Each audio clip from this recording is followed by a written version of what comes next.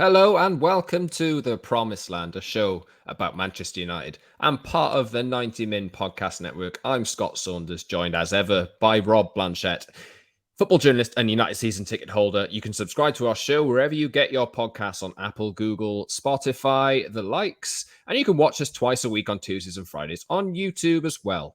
So head over to our channel, hit the like button, subscribe, and join the community. And the link should be in the description of this episode if you're listening on an audio platform. Rob, it's one game a week for United now. And since Saturday at about 7 o'clock, I've just wanted to switch off from football because this United team, honest to God, like how was the game on Saturday? United drew 1-1 with Leicester, and they should have lost. Ugh. Yeah, they should have We're lost. going to keep this energy for 8 weeks. Yeah. And this is the problem, isn't it? That reality sometimes bites. So it's good to do some blue sky thinking in football, and it's good to be progressive and think ahead. But when you're actually there in your seat, watching it every week, and your brain just kind of unfurls as you watch this team, and you think, why are you not doing that? And why are you doing this? Why stop? And it feels like that. I sympathize with the manager so much because so many things that are wrong at Manchester United are just massively dysfunctional and comes from the players. But like you say there, Scott, I think the temptation for football fans, for United fans, is to dial out because you look at it and you think, well, they seem to be on holiday, these players, in their brains. Why don't we go on holiday? Well, in our industry and our work, we don't get that choice. We have to still be dialed in to a certain extent. But when you're actually sat there watching the football team that you love and you see what they're doing, it really, really is unpalatable, and it feels like United need to get radical in terms of when they go forward now in the future about how do you fix this. But I also think there needs to be a big deconstruction. You can't fix this. You need to break it apart and find a brand new way. Yes. Wayne Rooney said on Monday Night Football last night that he thinks United just want the season to end. And I'm not going to lie, I've wanted the season to end since probably about that 5-0 defeat to Liverpool in October. Was it October or something like that? Yeah. And yeah, it's so hard to invest in a team as a fan. And obviously we both work in football, so it's impossible to get away from in a sense. Yeah. But as a fan, why should you put your energy and your love and your support and all this kind of stuff into a team that are just not working for you? Totally. That's how it comes across. It feels like we wanted the season to end since about 2005. So, this is the problem, I think, with Man United and have been for such a long period of time, is that all of these things and all of these problems have been illuminated and have been crystal clear at the football club for such a long period of time. Man United have chucked a ton of money at the problems, but have come up with no solutions. And I think that's the bit that kind of continually worries me. And when you're at Old Trafford and watching the team and you feel the vibe around you, while I'm there, I'm not a football journalist, I'm a football fan. I'm there for my football club, even in the context of working at United. And I feel it just like every other fan. But then you look at it and you think about the solution. You think, well, what do you do next? There is no perfect solution for the mess that is Manchester United because it runs so deep. So it's not as much as a bad pass from Fred or McTominay. Many of those the other day. Well, wasn't there? Do you know what I mean? Everyone was like, "Oh, Fred had a fantastic game because obviously he scored the goal and he ran around a lot." Just ran, but literally for the first 10 minutes of the game, he could not trap a bag of cement, as I say. So he just couldn't, and it was just like, "Oh my god, it's the same issues over and over again." But they're like the basics. They're a problem, but all the issues at United are much more expansive, and I think it does maybe need a radical approach. At the moment, we're going to talk about obviously Pochettino and Ten Hag again, like we always do. But maybe it's time that Man United looked outside the box and found a solution that isn't very Manchester United. Yes, Rob, I thought you were going to give it away, but you'd have to wait a little bit because we're going to get into something radical. It's in my notes as Rob's unpopular opinion, because I'm guessing it will be, but we'll see. On today's show, we'll look at the top 4 race and Arsenal's result last night. We're recording this on Tuesday. Monday night at Palace, they lost 3-0. Are United capable of taking advantage? We will discuss that, reflecting on what we just talked about a little bit. We'll get into Rob's opinion on looking outside the box for managers We'll do some Ten Hag versus Pochettino narrative because obviously we have to. That's no real change in that situation, despite reports to the contrary over the last few days saying Ten Hag was basically done. That's not the case. Wayne Rooney was on Monday Night Football, as I mentioned earlier, backing Mauricio Pochettino and saying certain players should leave the club. We'll talk about that. We'll also talk a little bit about Marcus Rashford. And also, I'll ask Rob a question, which was put to Wayne Rooney on Monday Night Football as well, about which players United should build their team around moving forward. He answered some names which you'd expect, and then others which you'd probably also expect, but maybe weren't as popular a selection as some fans would like it to be. And a reminder, before we get into it, you can follow us on Twitter too, @_Scott Saunders for me. Rob is @Rob_B, and @Promiseland MU for the show. Rob, let's start with the top four because United are 3 points off the top four with 8 games to go. I know Arsenal have a game in hand, but United got to go to Arsenal. Arsenal got to play Chelsea. Tottenham have got to play Arsenal. This is on. We can get top four. Would be something I would say if I believed in the team. The season starts now. So, it's a weird little mini league now, isn't it, for this race for top four? As I would say again, you don't get a trophy for coming fourth. This is the Glazer reflective plan of how do we keep our finances in order, and we need Champions League football to do all of those things, and etc., etc., etc. But I do think that when you look at Arsenal, we've bigged Arsenal up a lot on this podcast, and for good reason. And I think that they took their medicine, they took some of the pain. Losing at Crystal Palace is not the worst thing in the world. You don't need it, you don't want it. No fans want to ever lose. Arsenal's still doing it the right way. Man United need to look at what Arsenal have done in the last 12 months and maybe apply some of that science. Yes, indeed. United play Palace away on the final day of the season, I think. And that is not easy. I don't like the look of that. See, years gone by, people would have gone, Sellers Park, you need some points. Yeah, you could go there. You could go and do something there. I don't really look at it like that. I think you're going there. That's a really tough gig if you need 3 points to come fourth. And looking at this Man United team, it's just the type of stadium where they'll go and crumble. Yeah. Go to somewhere like Sellers Park, which is a little South London cauldron. I played football at Crystal Palace as a kid. And it's a tough place to go and play your football. And this Man United team, let's be honest, has not got, I would say, guts and adversity in their blood. Do you know what I mean? They don't actually go and do these jobs very well. Well, Bruno Fernandes actually said after the game on Saturday that United's players gave everything that they could. So, this is the difficult thing, because I honestly don't think they turn up at Old Trafford and go, I'm not going to play well today. I don't think they play. I don't think they do that. I don't think they turn up and they go, do you know what? I just quite fancy disappointing 75,000 fans today and getting all of the horrible stick that you get for that. I don't believe that for 1 second. What I do believe is that you have to be 100% switched on up here to go and do that job. And if you're 99%, you can sometimes lose football matches. You could apply that to Arsenal yesterday. We're saying how well Arsenal have done over the season and how they've rebuilt. But just now and then, if you've got an injury here or something, there's a problem in a certain position there, it can affect your overall confidence and also the way you apply yourself. So I think that's what we see at United all the time. And that's why I'm not here going, oh, it's Ralph Rangnick's fault. Oh, no, actually, it's Ole Gunnar Solskjaer's fault. Oh, no, it's Jose Mourinho's fault. It's no one's fault. These players need to come and actually be switched on 100% for these games. So I'm not surprised Bruno said that, because I thought he did do a lot of running around in that game. But my God, there is just no collective chemistry with this lot. They don't play for each other. They don't look at each other and go, I'm going to run for you today, mate. They're a little bit like, how quickly can I go shopping at the Trafford Centre? They didn't even play for themselves. This is what I mean. There's like Ralph said after the game, didn't he? We should maybe explore it a little bit more. But he talked a lot about physicality and what you need to be a Man United player. And what he really kind of tried to put across is that we don't have enough of them.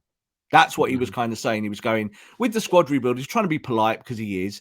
But with the squad rebuild in the summer, Man United, I've told the board this, very kind of specific, I told the board that you need players who can play at a higher intensity and have better consistency. And you're kind of like, yeah. Yeah, I think the board have been told that by a million people over 10 years. Like it's not a brand new thing. So this is the issue, is that, yeah, they've heard it from Ralph. Does this mean they listen this time and go and find the correct footballers? I'm not 100% sure. Bruno Fernandes signs his new contract. Was it the right time to give Bruno that contract? No, because you need a coach who comes in and helps mold your project. It's not that Bruno's not worth the contract. It's just about doing it in order of process and due diligence. Yeah, I think the Glazers, the big criticism that's been leveled at the Glazers over the past few years is that they're just aiming for top four, and that'll do. But like we're starting to see it now, and we'll see in the next few years that if you're shooting for fourth and you fall short, you're coming seventh or eighth, which is probably what's going to happen this season if United don't miraculously turn a corner, and then that's going to hit them in the pocket. Yeah, I don't think that they start seasons going, let's come fourth this year. I really don't. Again, I think they truly believe that their decisions are worth a championship. I think they go, but we've spent £1.2 billion on footballers on 10 years. Well, we are committed to this. The problem is that the reason why your project is bad is because it's not invented by football people. You're doing it with accountants. So accountants can go, this is to win a title. Accountants don't know how to win a title. So I think this is the problem, is that Man United don't think go every season, oh, yeah, we just got to get top four and that's it and that's all we're going to do. And I think they want to win the championship. It's just that they have not got the acumen to go and do that job. Rob, you mentioned a little bit earlier that Rangnick wants to see, commitment and running and physicality and all this kind of stuff. And you have been off air very pro Crystal Palace, and you said you'd like to watch Crystal Palace for the duration of the season under Patrick Vieira. And I'll leave the floor to you, Rob, because this is something that we discussed off air.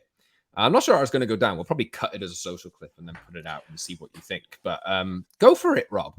Well, first and foremost, this is not to be controversial for the controversial sake. This is not a journalist putting something out there to get heat and get clicks and hits. But of course, please do share it and subscribe.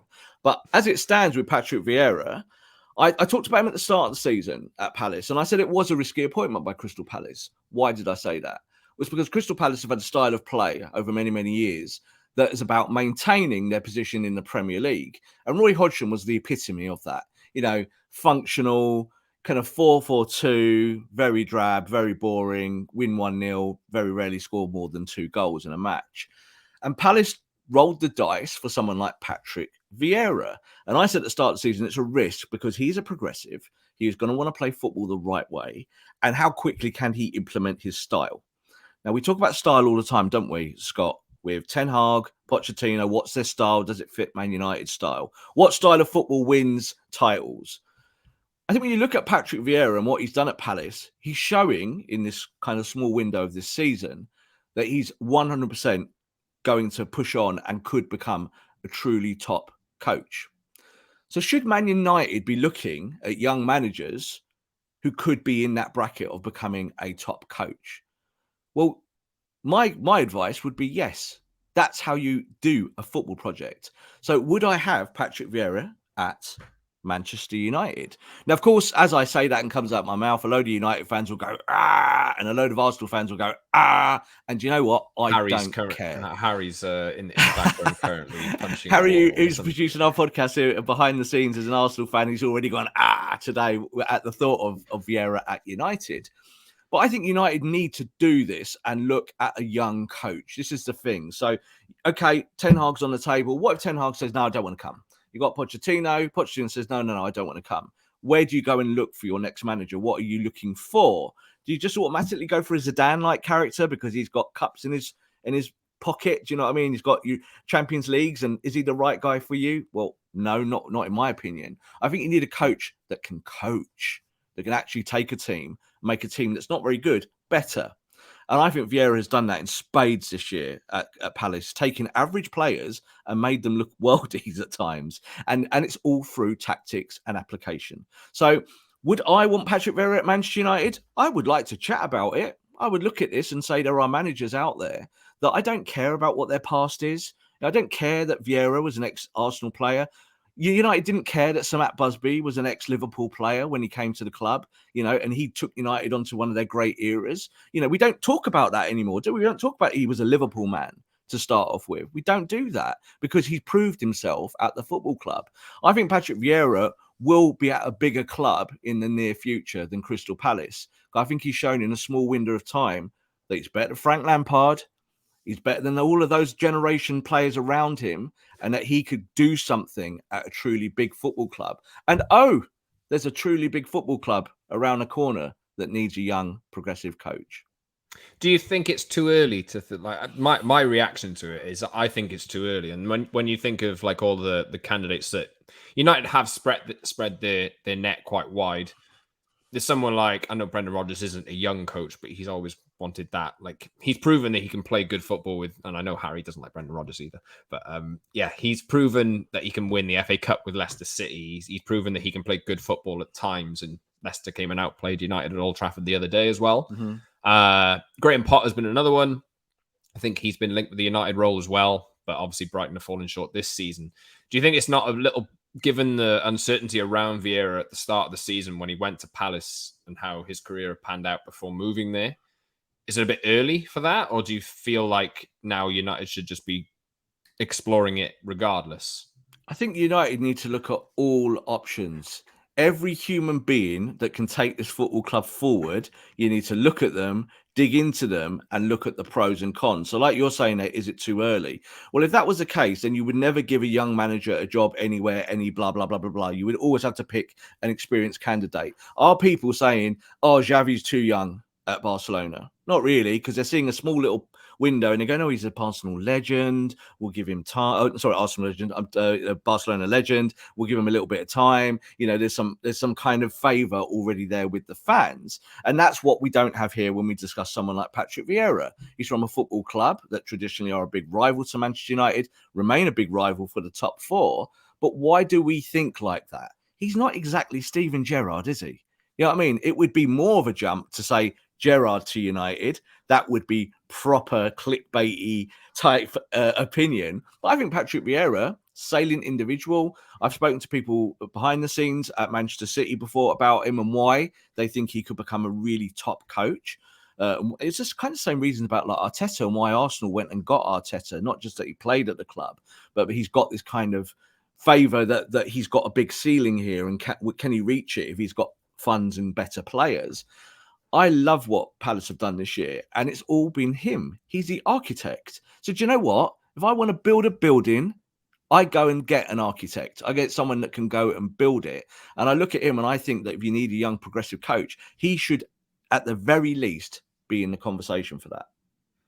Just before we move on to other manager topics, because obviously we have to do the main candidates latest. Do you think United will or have any chance of getting top four? Or are you resigned to it not happening? Of course they've got a chance. Statistically, like again, football's a funny thing, isn't it? Like as fans, we can feel low, and we know this team better than anyone. We know that they are weird and that they could just suddenly turn up one day and start thrashing everyone. Like everyone said about the United-Liverpool game. People go, oh, you're going to get beaten by Liverpool. Are you? Man Yes. United, we're going to get hammered by Liverpool. Do you know what? Man United are a dysfunctional team, and they can beat anyone on their day. It's just that their day doesn't come around as often at the moment, and we feel low about it, so we immediately go, no, they can't win it. That's what we say.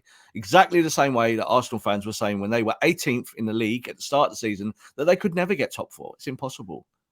So these things in football always come back to bite us because it is possible. United are only a few points away, but we do know that kind of the sun and the moon need to align, don't they, in the sky perfectly for you to get fourth. But you are still in the conversation, but you've got to make yourself relevant, Scott. You've got to go out there and actually put some performances together and prove that you're actually worth it. Even with the Leicester game, if you'd come out of that game with a victory, and you could have done at some point of that, then 3 points is 3 points is in your pocket at this time of the season. There's no quibbling. So United are there or thereabouts. Will they get top four? That's a bigger question. Like I'm talking about in terms of being definite. You look at the form, you think, no, there are teams who are better, in better form at the moment than Manchester United. Do you think United missed Conte's proven that United missed a trick now, given how Spurs are playing? But look, I've watched every Spurs game under Conte, and I'm not universally impressed. Some games they're great, and some games they're not. You know, that the system works sometimes, and everyone goes, oh, Conte genius. And in other weeks, the system doesn't work. Everyone's like, Conte can't do this job at Tottenham. So it's so crazy and wild one way or the other. Do I think that Spurs are in a better place for Conte and him being at the football club long term? Absolutely. But they've got to give him the money. They've got to give him the squad. They've got to have transfer windows. And Man United are in exactly the same spot. So whoever the coach is, Conte could have come to United. I think it would have been the same thing. I think we'd have been in the same position. I think it would have been a case of 1 week we're great. Look how tight they look defensively. They're playing free at the back. This is all brand new at Man United. They've got, people playing high up as wing backs. Oh, this week they got hammered 4-0. It happens, doesn't it? So Spurs are like that. They're as dysfunctional as anyone. I don't think there's any proof in the pudding that if you'd gone and get coach A yesterday, that today you would 100% be in the top 4. I don't believe that for a second. Well, as proven, as Conte fell to defeat to the most dysfunctional Man United team of all time just a matter of weeks ago. This is it. Ronaldo gets the ball. I was there, right? Ronaldo gets the ball, turns around, 1-2, bang, in the top corner from a million yards. Now, you can't predict stuff like that. This is why football is wholly unpredictable during a 90-minute spell, isn't it? You just don't know what you're going to see. But you hope that a coach can get the players to think in a certain way for those 90 minutes. So Conte, yes, great coach. I'd have liked to see him at Man United. There's no guarantee with this dysfunctional squad of players that they could have done what Conte wants to do. Conte's all about hard work, isn't he, Scott? This lot love to jog. You're going to have to find a way of getting a coach that comes in. And this is why I'm open to a Vieira.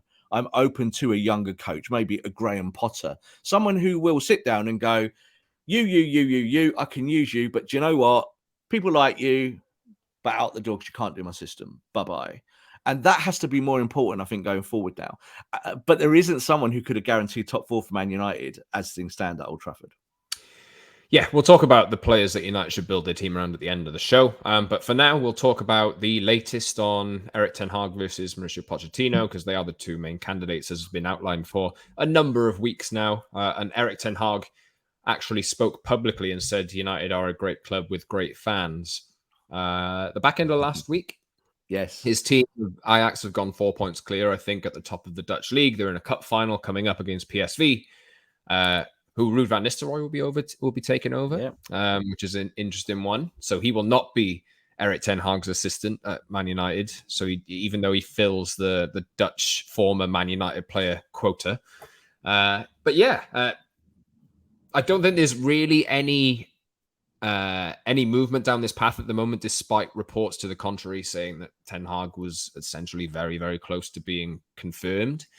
United still need more time. I think there are suggestions out there that more interviews will need to take place, but it is between those two. And Wayne Rooney's had his say. We'll talk about that in a second, but it's looking more like Eric Ten Hag at the moment, isn't it? Do you think? Of course. Manchester United want Eric Ten Hag. He is the number one candidate. We will keep saying that until it finally happens. But you still need to look at everything, because there's no guarantee that Eric Ten Hag will definitely pick Man United. There isn't. There just isn't. He's got other projects out there that are burning and that could do with an Eric Ten Hag to head them. So, at the moment, you take the Newcastle scenario, with Eddie Howe. Everything's calm at Newcastle at the moment with Eddie Howe. But say Newcastle survive, but the last 5-10 games of the season are a disaster. They lose them all. They maybe end up much lower down the table than you'd expect today. And they might go and look for a new manager. And they might go and knock on Eric Ten Hag's door and say, whatever Man United offer you, we'll offer you double because we're the richest club in the world. That could happen. These things are still on the table. They really are. So United have got a list of 2. We know who those 2 managers are, but they are looking across the board, and they have to. That's the right way to do it. You're looking at everything on the market, from the young managers to the experienced coaches. And I do think that United still do want a young manager. And this is why they start with Ole, because Ole fitted the profile of age group of coach to take the club forward long term. And he had obviously the connections at United and all of that stuff, again, the favour of being a legend. But now I think they're kind of looking at a wider net, and the net being, can this coach actually coach in different situations? that's probably a good idea, isn't it? Find a coach that can do that, not someone that just wore the shirt once upon a time. So I don't think club legends is always a good way to go when you're looking to hire a manager. You need to look what is the best on the market, or at least who is potentially the next best going forward. So after Ten Hag and Pochettino, if you're going to go and get a young manager, there are tons of really good young managers in Europe that could be given a go. If you're going to have a project from the ground up, make it organic, make it a coach who's completely maybe a bit left field. Go for someone who's got this maybe shock factor that could come in and do something special at Manchester United.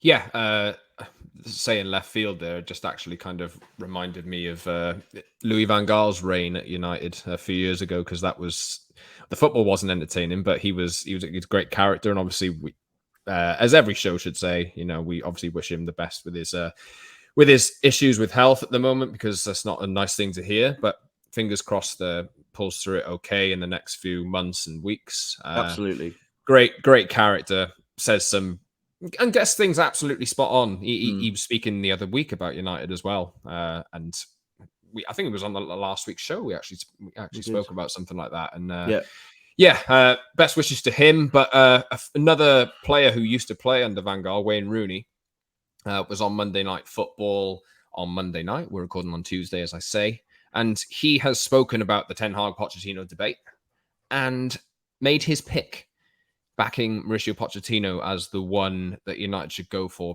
And Rob, we spoke about this, and neither of us are really like, no, get Pochettino away. I don't want him. He's damaged goods. And while I do feel like his stock's fallen a little bit, you always look at the job he did at Southampton and at Tottenham when they had, maybe not so much Southampton, but he brought through some young players there. And then he went into Tottenham when they were awful and started picking out the bad eggs and transforming the team around. And I feel like there's a number of similarities between that situation and maybe this one, but can he still do that job? I don't know. Wayne Rooney clearly thinks he's the right person to take over as manager. And he's also said that Paul Pogba and Cristiano Ronaldo should leave the club this summer as well.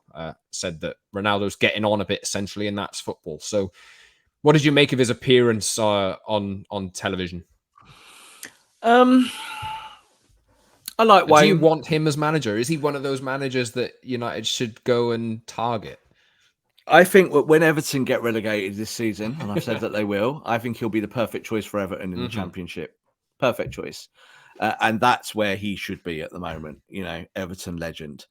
I wouldn't want Wayne Rooney at Man United as a coach in that capacity. And the reason is, again, it's not about what you did in the past. It's what you can do now and in the future. And I think Wayne could become a very good coach, but I don't think he's anywhere near ready. So like we just talked about Patrick Vieira there a minute ago.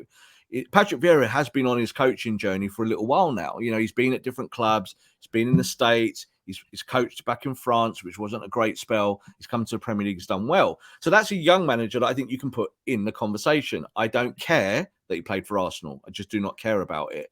Wayne Rooney, on the other hand, does he deserve a chance to jump up, to this job, which is highly political, highly emotional, so many things that go on at our football club? And would he be the right choice? The answer to that, again, is no. I think in terms of his comments, I think it does show quite often how the old boys club at Man United do look at the squad and the setup. And they're willing to rock the boat on certain things. They'll say, I don't like this, and this should be, get it away from the football club. Then maybe the core problems at the football club they won't address because they're part of the old boys club.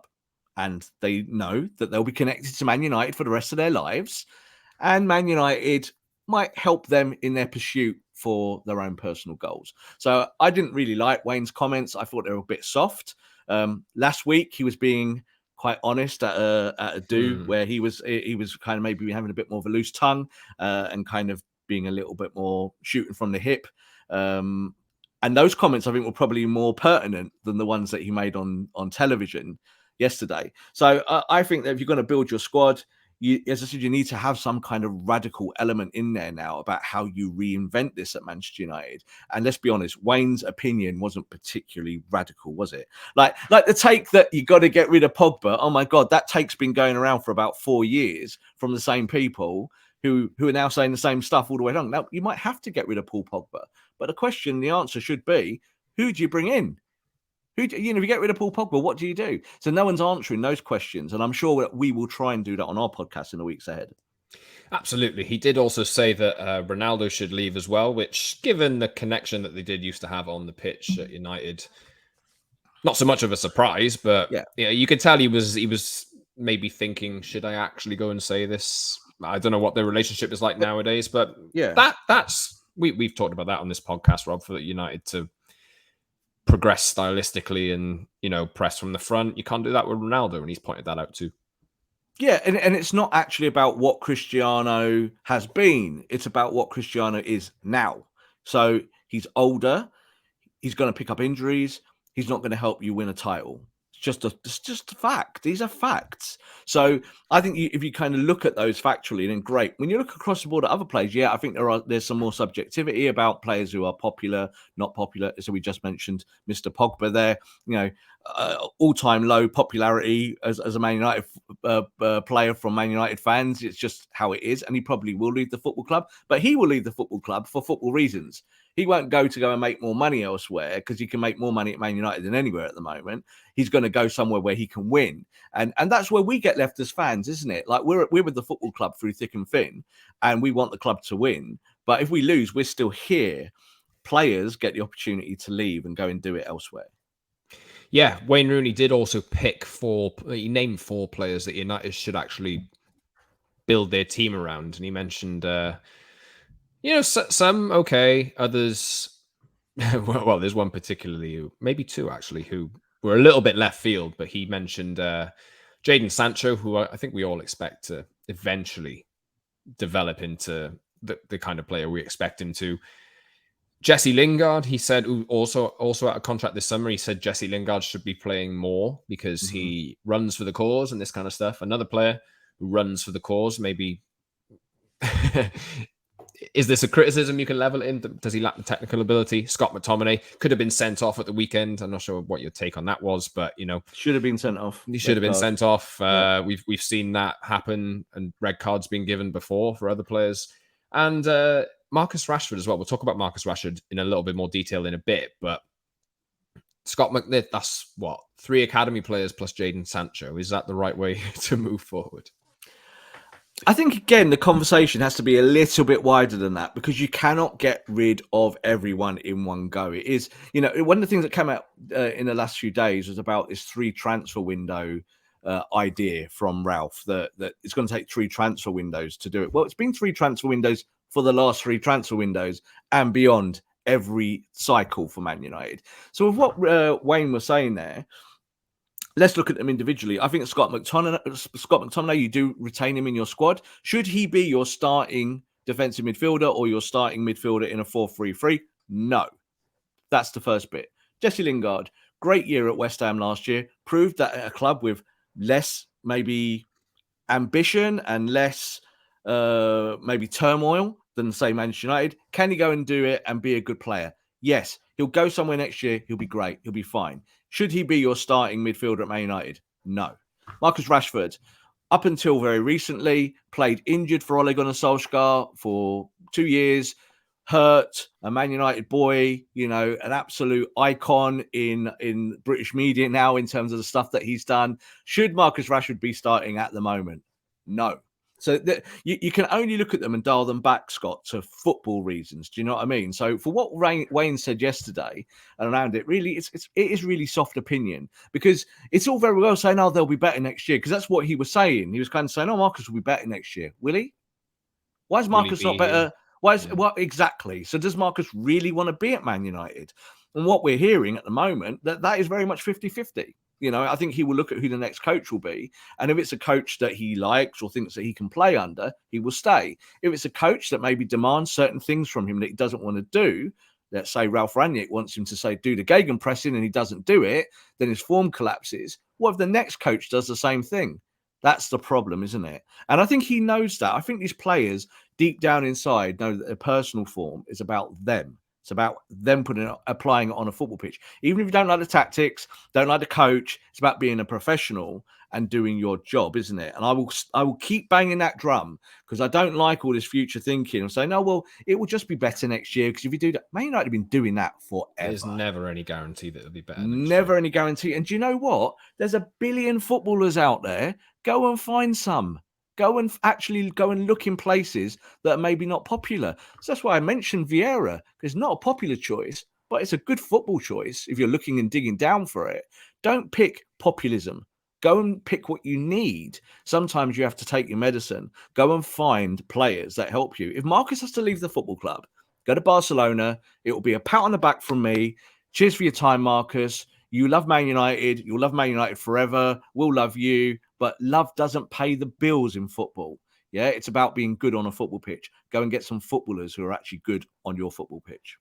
Do you subscribe to I'm not sure if you saw Gary Neville's podcast after I think he did a bit of commentary on it as well, saying that why is Marcus Rashford not starting this game? He should be starting. United aren't starting with a striker. They're playing Paul Pogba and Bruno Fernandes up top, and they haven't got any threat in behind. And then Rashford comes on, they play a ball in behind, and they win a corner, and like everything's amazing, you know. And Neville kind of doubled down on that on his podcast afterwards and said, what must Marcus Rashford be thinking? He should be starting every game, but he's not playing well enough. No, and it's the same situation that we had with Romelu Lukaku when Ole Gunnar Solskjaer came in. People are like, you've paid all this money for this lad. Yeah, he looks like he's put on a bit of weight, but why is he sat on your bench? Well, it's the same reason why he sat on Chelsea's bench now. It's because the manager looks at you in training and makes an informed decision on what you're doing, both technically and tactically, but also on your health, looking at the health report and about whether you can do certain things. And I think that's a big problem at Man United. There's a lot of players that can't do Ralph things. And I think that he falls into that bracket. Now, obviously, Gary saying that about Marcus, it's an obvious take. Like before the game, I'd said I expected Marcus and Jadon to start because they've had that 2-week spell at United at Carrington with the manager. Yeah, they had some time off, but they also had some very specific training sessions put on for them so they can go and be a part of this first team. And he didn't start. What does that tell you? Yeah, does that tell you that he should absolutely start because there's players out and not available? Or does that tell you that the manager's looking at it and going, not risking this player with my neck on the block? That's what managers do. You know, managers look at it that way. They put players out that they think can do the job. If Marcus could do the job, he would be starting. And he'd be starting every week, and we wouldn't even be having this conversation. The reason why we're having this conversation is that his form has completely collapsed. The reasons for that, you can debate till you're blue in the face, but the absolute truth is he's not very good at the moment. He came on, didn't he? He wasn't very good. You know, a fantastic recovery tackle. He could have had a fantastic recovery tackle from Langer, to kind of to stop the goal going in. And I think again, you see, if you hit the target there and it goes in, a great moment for Marcus Rashford. Those things can just trigger you back into form very, very quickly. So that's why I don't think you don't have to dig down too deep in this. Football isn't always complicated. Score a goal, feel better. But I do think that using Marcus Rashford at the moment, you're chasing the top four. Yeah, I'd have him on the bench. I don't think I'd start him at the moment. I wouldn't trust him to be able to give me what I need when we're talking about a high pressing style. Man United have forgotten to press, haven't they, Scott? They can't press anymore. They've just completely gone because they've realised that they can't do it for 90 minutes. So they've gone back to some kind of laboured 4-2-3-1, stagnant. We'll beat you in spells. We'll do it in 10-minute spells, but then we need 10 minutes off because, you know what I mean? I need to go and just watch Sky Sports News for a little bit. And then, oh, no, I'm back now. I'm back on. But that's how Man United are. They knock on and off. And I think Marcus is part of that.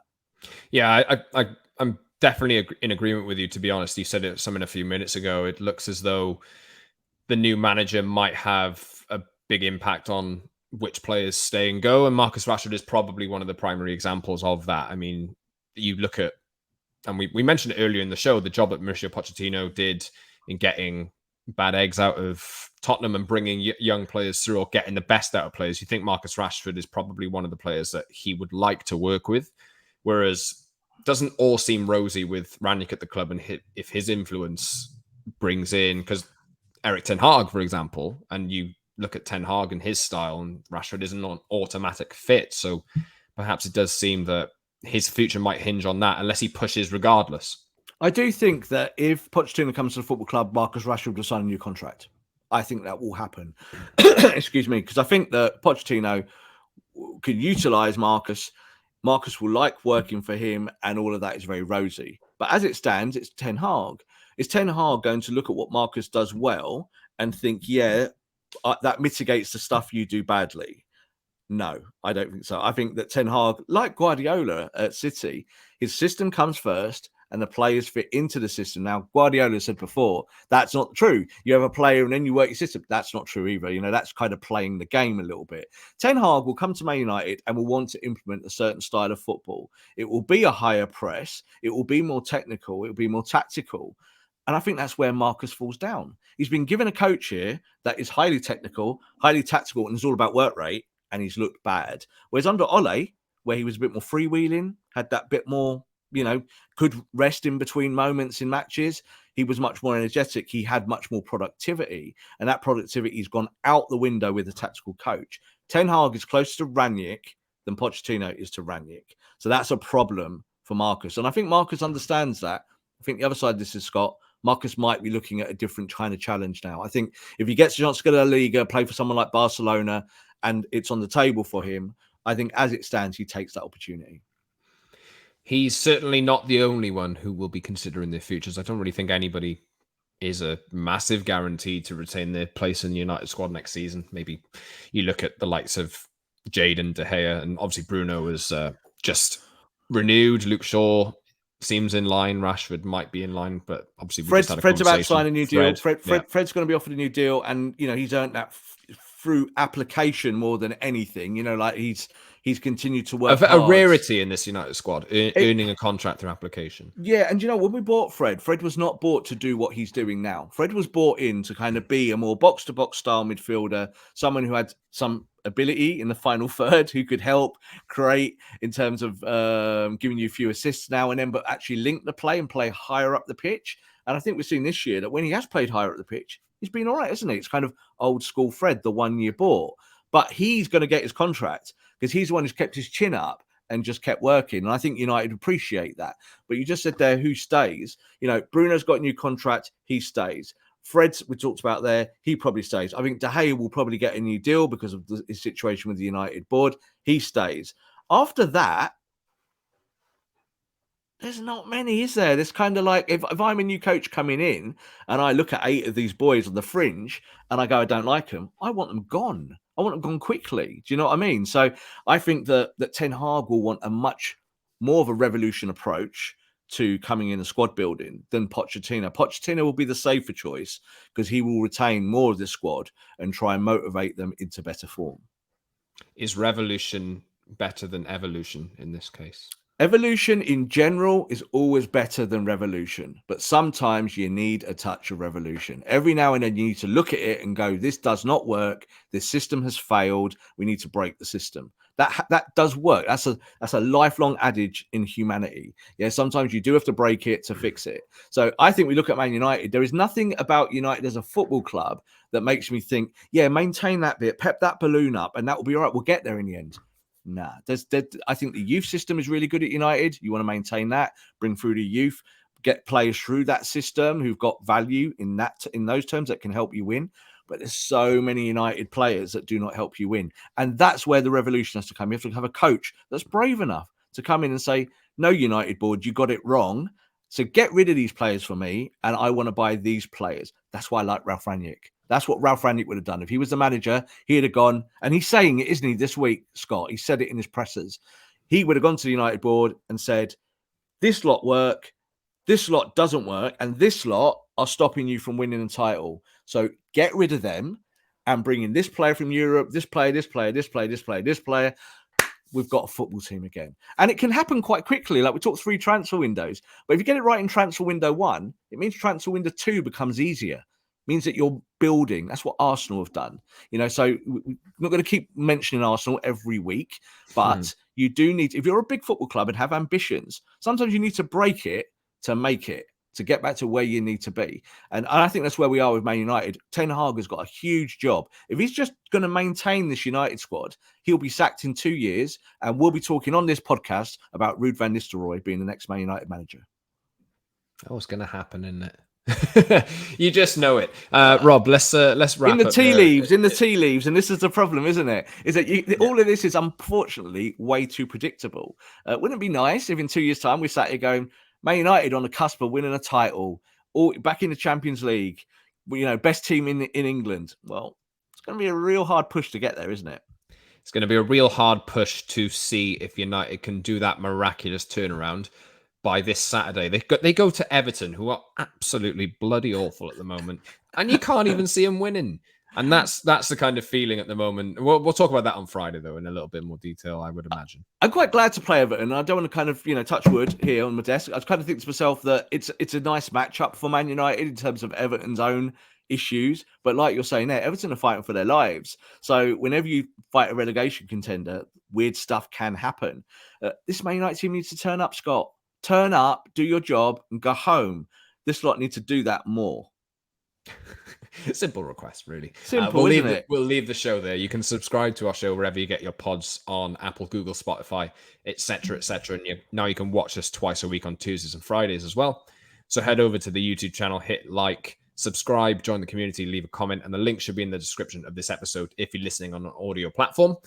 Rob, thank you. And just another reminder, you can follow us on Twitter too, @_Scott Saunders for me. Rob is @_Rob_B. And for the show, @Promised Land MU. Get in touch with us and we'll speak to you on Friday. Thank you very much.